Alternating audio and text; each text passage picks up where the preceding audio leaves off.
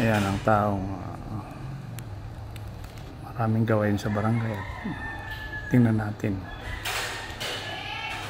Magaling umakyat ng pustian at magaling din magbit ng pambansang awit ng Pilipinas. Ayan. Aakyat niya sa pusti at magtatali lang sa mataas na pusti ng covered court. Magkakabit siya ng light. Panoorin natin at doon po sa pagbit niya doon sa pambansang awit, doon sa barangay ay magaling din. Hindi lamang sa pag-akyat ng pusti kundi pati sa gawaing barangay ay nakakatuwa. Siyang nagbit. Kadalasan yan ay babae pero siya mismo nagbit. Tingnan natin. Nasa taas ng pusti. Oo.